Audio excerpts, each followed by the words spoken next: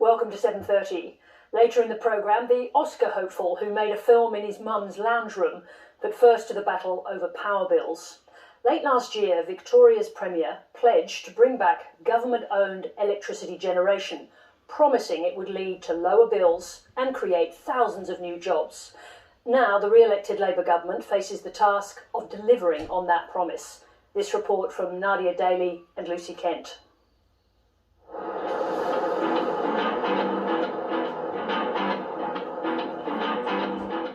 We're driving along an unusual tourist trail in Victoria's Latrobe Valley. This road, called the Power Drive, is in a picturesque part of the country that's also home to one of the world's largest brown coal deposits. You've heard of Route 66 in the US. Well, this is Route 98. It's taking us through what's known as Victoria's coal belt. It's the energy heartland of the state. We're going past power plants, terminals, mines, and while some of them are still operational, others are now or are soon to be just sites along a tourist trail. Last November, the cost of power and the need to bring prices down was top of mind for Victorians at the state election. And the Premier, Daniel Andrews, had power companies in his sights. Privatisation of our electricity system has failed. It's why we'll return government ownership of energy, bringing back the SEC.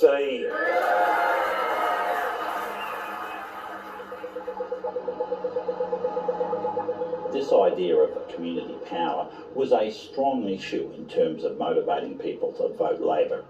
Labor focus groups showed the prospect of a government-owned energy provider was popular among voters.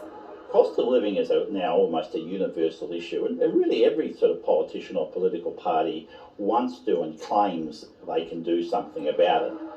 So the government pledged to Victorians it would bring back the State Electricity Commission, or SEC.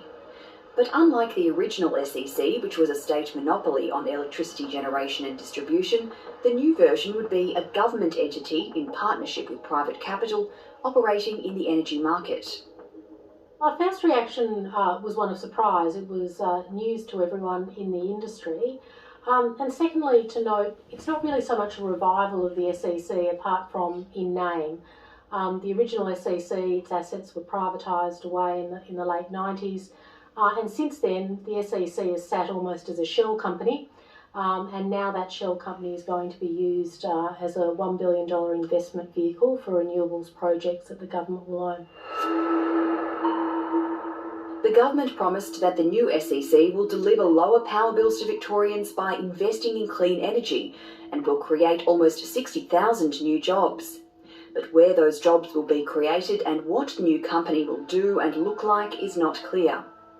Academic Bruce Mountain is advising the Victorian government on their energy policy, including the new SEC. I don't think any decisions have been made on what the SEC ought to be, so as best I know the government has made no decisions yet. Has made no decisions at all on what it will look like? I can't speak for the government, but as I know best, the government has not yet decided the detail or any of the details of it yet. Good morning, Minister. Nadia, Daly from 7:30. Victoria's SEC minister first agreed to an interview at 7:30 last week, then cancelled as she had COVID. Lily D'Ambrosio was back at work this week and declined our requests for a sit-down interview. It's a once-in-a-generation change for our energy system. It's going to lead to the creation of 59,000 jobs. And where are those jobs going to be based? Apprenticeships and traineeships right across our state. Are they going to be ongoing jobs or are they going to be in the construction phase? The total number of jobs that will be created as we create more renewable energy. We've already created, and we're actually leading the country in terms of renewable energy jobs. Well, we haven't yet seen the business case that sits behind the government's claim that there will be 60,000 new jobs created by the creation of the SEC. Sarah McNamara represents the peak industry body for electricity and gas in Australia, and she's sceptical of some of the government's promises. Well, we haven't yet seen where these jobs would be and what sort of jobs they are. One of the challenges with the energy market transition is that jobs in renewables projects do tend to be more in the construction phase of a project than ongoing. Our road trip on Power Drive Route 98 takes us to the once bustling town of Morwell, the hub of the former SEC. These days, the town is struggling to recover from successive job losses and closures of coal-fired power stations over the past few decades, as the state's energy system started its transition to clean energy.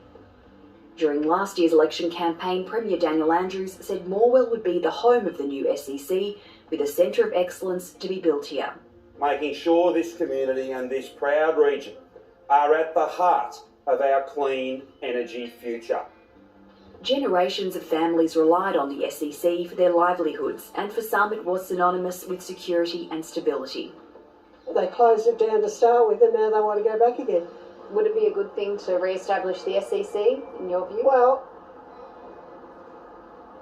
probably. I think they need to do something. Families are struggling.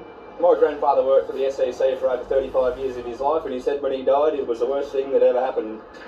Have you heard much of the detail about what the new SEC would look like? No, I haven't heard much about it. Would you like to hear more detail? I would like to hear more. I'd like to have a town meeting. It's been 5 months since the policy was announced, and so far the government has appointed an advisory panel and an interim CEO. Victorians have been promised that the new SEC will bring down power bills. The SEC is established, recruitment is happening for roles at the SEC.